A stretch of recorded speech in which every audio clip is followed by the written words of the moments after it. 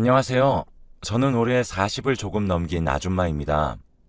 어렸을 때에도 집이 어렵지 않아 하고 싶은 것, 가지고 싶은 것 언제나 손에 넣고 아쉬움이란 감정이 뭔지 모르고 컸습니다. 부모님이 어렵게 낳은 외동딸인지라 사랑도 독차지했었고요. 어디를 나가도 어렸을 때부터 사랑을 많이 받고 자란 티가 난다면서 사람들이 부러워하고는 했습니다. 솔직히 말씀드리자면 저는 초중고를 한 번도 두 발로 걸어서 등하교를 해본 적이 없어요. 날이 어떻든 간에 부모님이 매번 차로 직접 데려다 주고 데리고 와 주셨죠. 그러다 보니 남을 배려하는 법이나 생각하는 법을 많이 배우진 못했던 것 같습니다. 제 잘못에는 늘 관대했고요. 그래서 사회생활을 시작했을 때 단체 생활이 너무 힘들어서 짧게 근무하고 퇴사하는 행동을 많이 반복했어요. 다른 사람들에게 억지로 맞춰서 한 달 급여를 꾸역꾸역 받아내는 건 지옥을 견디는 것과 같았거든요. 부모님도 나이가 있으셔서 귀농을 하셨지만 그래도 돈이 없는 건 여전히 아니셨기 때문에 그냥 용돈 쓸 정도의 아르바이트만 하고 살면 안 되냐? 그 정도도 안 하고 살아도 된다고 하지 않았냐? 고생하는 거 보려니 마음이 아프다고 하시면서 제가 일을 하지 않을 것을 권유하기도 하셨어요. 그래도 전 시골에서 사는 건 마음에 들지 않았기 때문에 어렸을 때 글 쓰는 걸 좀 좋아했어서 그쪽으로 프리랜서 일을 시작하였습니다. 사귀던 남자친구도 있었고 꽤 진지한 만남을 가진 사람들도 있었지만 다들 3년을 넘기기란 쉽지 않더라고요. 30이 넘어서 이렇다 하는 남자친구를 데리고 오지 않으니 부모님은 둘이 가고 나면 외로워서 어떡하냐며 눈물을 훔치기 시작하셨습니다. 때마다 안부 전화를 걸어서 좋은 사람 못 만났냐고 물어보시니 늘 부족함 없이 키워주셔서 감사했던 부모님이지만 어느 순간부터는 숨이 턱턱 막히더군요. 그래서 집도 안 찾아가고 일부러 바쁜 척 전화를 피하기도 했습니다. 그런데 새벽에 전화가 오는 게 아니겠어요? 덜컥 겁이 나서 전화를 받으니 아버지가 쓰러지셨다는 겁니다. 그래서 헐레벌떡 시골로 내려갔고 병원을 다니면서 치료받아야 되는 심각한 병은 아니지만 어차피 9to6로 다녀야 하는 직장이 있는 건 아니니까 다 나을 때까지만 집에 같이 있어주면 안 되겠냐고 하시더라고요. 마침 저는 도시에서의 생활이 지치기도 했고 프리랜서로 작업하던 일을 마감하던 때이기도 하고 공백기가 마침 있었기 때문에 알았다고 했습니다. 아침, 점심, 저녁으로 부모님과 함께 식사를 하고 조용한 때에 엄마와 함께 산책을 다니기도 하고 아빠와 같이 병원도 다녀오는 등 여유로운 한때를 보내고 있었습니다. 그러다 하루는 엄마와 산책을 하고 돌아오는 길 젊은 남자 한 명을 마주치게 되었어요. 이렇게 젊은 남자를 만난 건 시골에서 처음이라 신기해서 저 남자는 누구냐고 엄마에게 물어보니 그 동네 분홍의 아들이라고 하더군요. 늘 오고 가면서 보았던 3층 집에 마당이 예쁘고 대문이 고풍스럽던 집의 아들이라고 했어요. 그 집에 아들이 한 명 있는데 집에 돈이 많고 하다 보니 다 사람 부리면서 살고 아들도 굳이 일하지 않아도 되니 가업을 잇는다는 이유로 집에서 놀고 있는 것 같다 하더라고요. 그래도 뭔가를 하긴 하는 모양인지 집의 재산이 날이 갈수록 불어나고 있다는 소문을 들으셨다면서 저런 남자는 어떠냐고 엄마가 은근슬쩍 물어보시는 거예요. 전 관심 없다고 떡 줄 사람은 생각도 안 하는데 우리끼리 이런 이야기 하는 거 웃기지 않냐면서 대충 넘겼어요. 그런데 오지랖 넓은 우리 어머니 그 집 아들을 초대해 저녁도 해먹이고 저와 억지로 시간을 만들어 붙여놓게 하기 시작하셨습니다. 전 부끄러운 마음에 괜히 싫은 내색을 하면서 우리 엄마가 주책이니 이해해달라고 했죠. 그런데 하루는 그 남자가 헤어지기 전 제 손을 턱하니 잡으면서 내일 서울로 떠나냐고 묻기에 그렇다고 하니 떠나지 말고 자기와 같이 살자고 하는 겁니다. 전 얼떨결에 그 집 아들에게 청혼을 받았고 그 이후로는 폭포수에 몸을 실은 것처럼 모든 것이 속전속결로 진행되기 시작했습니다. 과연 분홍의 아들은 분홍의 아들이었습니다.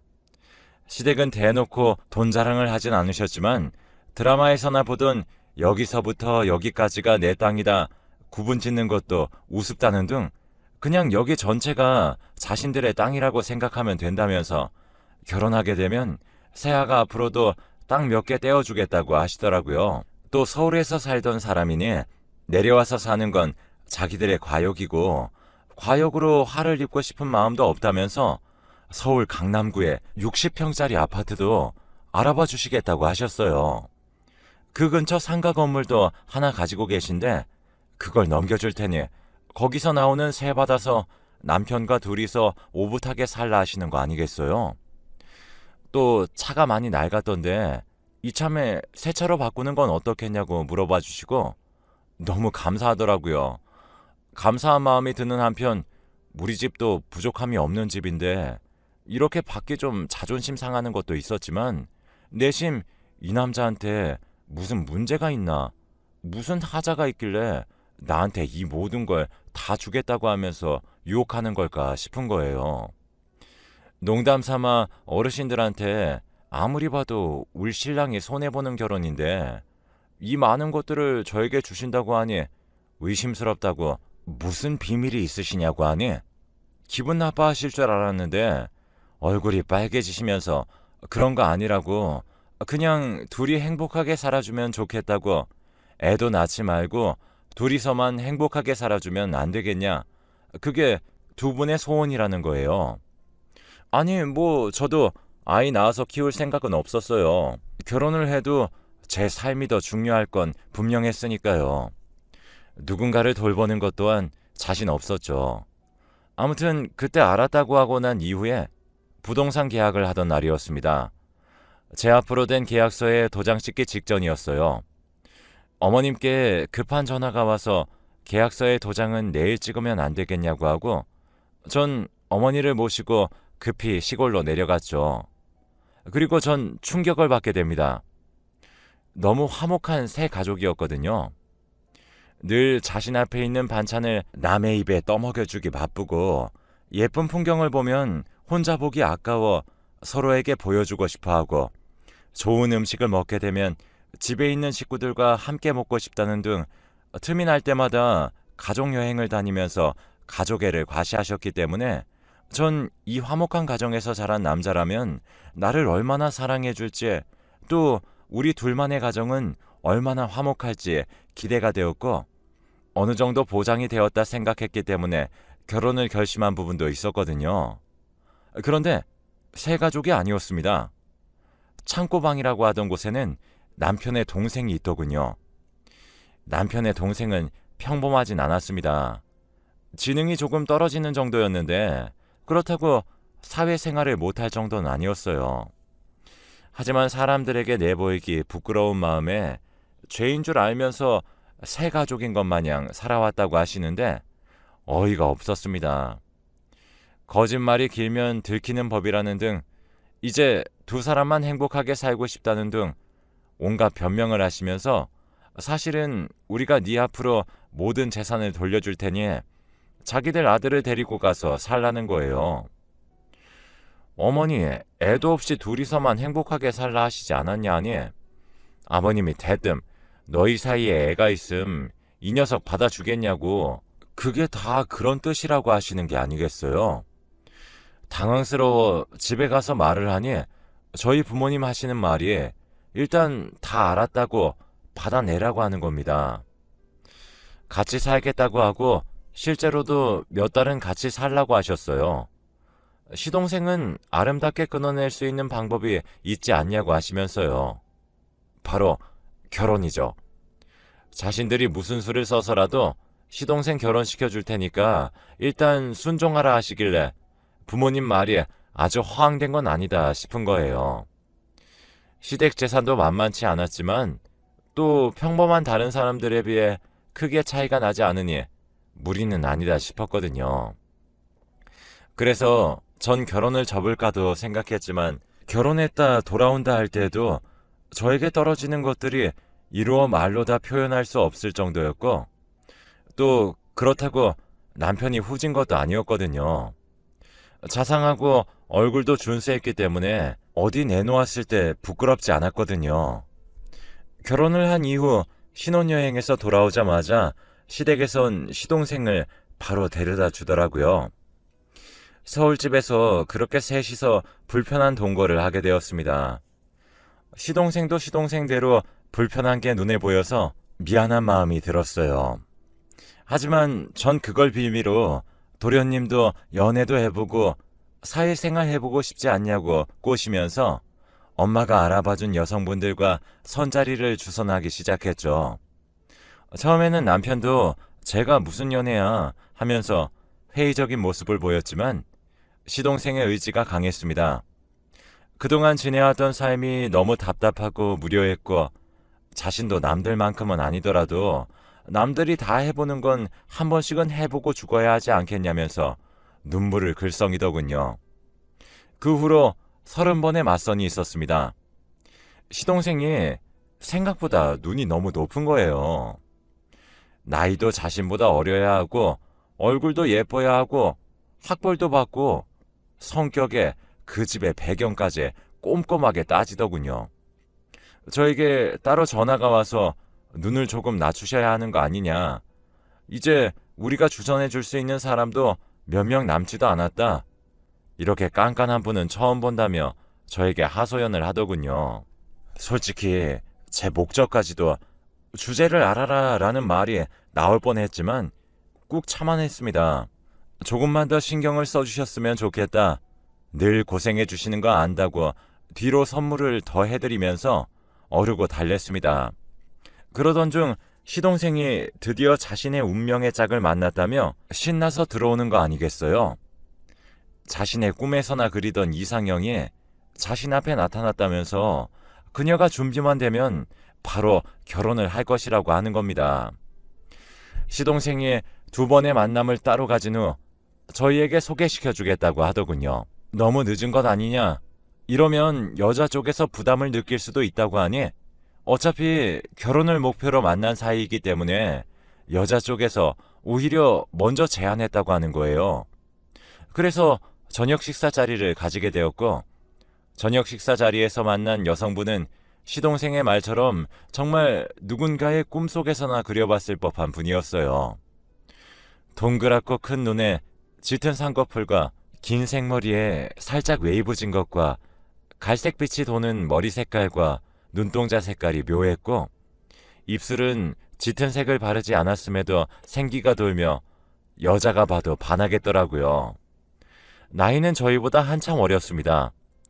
시동생과 비교하면 8살 정도 차이가 났어요.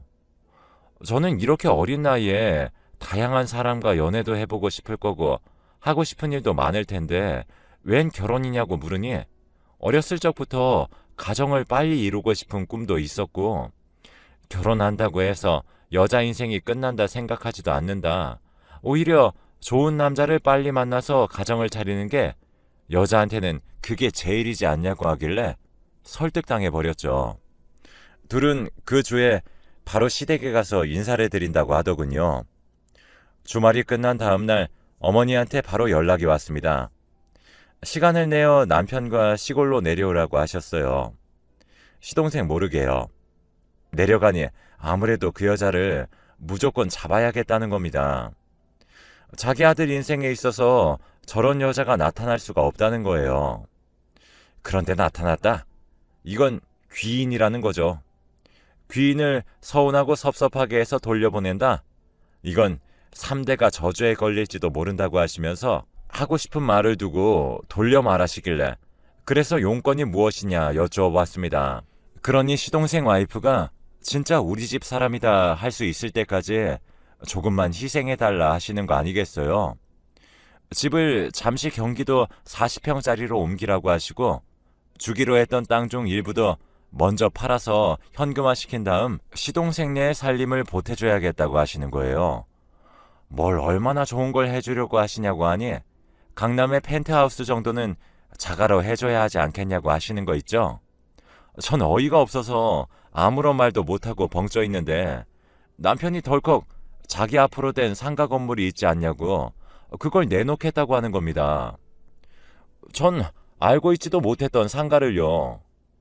여보! 하고 소리 지르니 집안일이니 자기는 잠시 빠져 있으라고 하길래 제가 콧방귀를 꼈습니다. 전 이럴 때 의논을 할 친구도 없었기에 부모님에게 전화를 해 이런 상황을 다 말했죠. 다 말했더니 우리 계획대로 시동생을 떨굴 수 있는 기회인데 너도 잠시는 희생해야 하지 않겠냐면서 남편이 상가를 내놓겠다 했으니 집은 건드리지 말라 얘기해보라고 하시더군요. 그 대화를 다 듣기라도 하신 건지 남편이 상가를 주기로 했고 저에게 주시기로 한 것 중 땅도 일부를 팔게 되었으니 좀 질투날 마음만 잠시 접어두고 이해해달라 양해를 구하시더군요.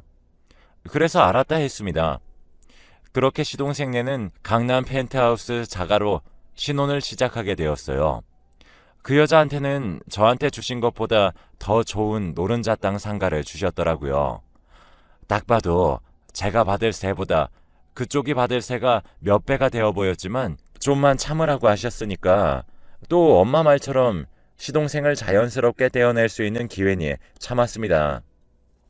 그리고 한두 달은 시동생네와 서로 집도 오가면서 사이좋게 지냈어요.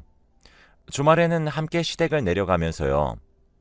그렇게 하루는 시동생 와이프가 둘만의 시간을 너무 못 가지는 것 같다고 좀 거리를 두고 싶다고 하는 거 아니겠어요? 워낙 나이도 어리니 아직 철이 없고 자기들밖에 중요한 게 없을 시기다 인정해 주기로 했습니다. 근데 그 말이 연을 끊고 살겠다는 거였나 싶을 정도로 연락이 되지 않았어요. 집을 찾아가도 도통 답이 없더라고요. 안에 사람이 있는 건지 없는 건지 이사를 간 건지 어쩐 건지 아무런 반응이 없었습니다. 시부모님도 너무 연락이 안 되니 두 사람을 실종신고를 해야 하는 것 아니겠냐고 저희에게 말하실 정도였으니까요. 하지만 시동생 와이프네 친정에서는 둘이 알콩달콩 지내느라 바쁜 건데 이런 식으로 또 연락하시면 애들이 엇나갈 수도 있다고 시간을 두고 지켜봐 주시면 안 되겠냐고 하는 거예요. 신혼생활을 즐기겠다 어렵게 꺼낸 말이었는데 왜 지켜봐 주지를 못하냐면서요. 그렇게 1년여 정도의 시간이 흘렀습니다. 이 정도면 둘이 해외로 사랑의 도피를 떠난 게 아닌가 싶더라고요. 그런데 그쯤 밤 늦은 시간에 남편 휴대전화로 모르는 번호로 전화가 걸려오기 시작했어요. 받으면 아무런 말도 하지 않고 뚝 끊더군요. 도저히 무시할 수 있는 정도가 아니라 경찰에 신고를 해야겠다 마음먹은 날이었어요. 저희 집으로 빚쟁이들이 쳐들어왔습니다. 당신들 누구시냐고 하니 저희 시동생 이름을 대면서 걔 알지 않냐고 하길래 우리 가족이라고 하니 시동생이 진 사채빚이 50억이라고 하는 거예요. 저희 부부가 깜짝 놀라서 그게 무슨 말이냐고 하니 설명은 자기들이 해줄 이유도 없고 필요도 없으니 돈 준비해 놓으라는 말만 하고 사라졌습니다. 저희는 그 길로 시동생 집을 찾아가 미친 듯이 행패를 부렸습니다. 경비실에서 사람이 쫓아 나오고 경찰까지 왔더군요. 시동생을 찾으니 무슨 소리냐며 이 집은 1년 전에 사자마자 판 집 아니냐고 하는 거예요. 시댁에 연락을 하니 자기들 집에도 포악하게 생긴 사람들이 찾아와 30억을 내놓으라고 했다길래 일이 이상하게 된 것 같다. 얼른 실종신고하시고 시동생을 찾아봐야겠다 했습니다. 가만 생각해보니 어쩌면 매일 밤 전화를 걸어 아무런 말도 하지 않고 전화를 끊는 사람이 시동생일 것 같다는 느낌이 들었습니다. 그래서 그날 밤 남편과 둘이 핸드폰을 사이에 두고 또 전화가 오길 기다렸고 시간이 되자 전화가 걸려왔습니다. 받자마자 너 영우지? 영우야, 너 지금 어디니? 하면서 남편이 감정에 받쳐 울기 시작했습니다. 그러자 반대편에서도 엉엉 울더군요. 형, 나 영우 맞아. 하기에 지금 어디인지 말해라. 데리러 가겠다고 해서 새벽에 잠옷바람으로 시동생을 찾아 떠났습니다.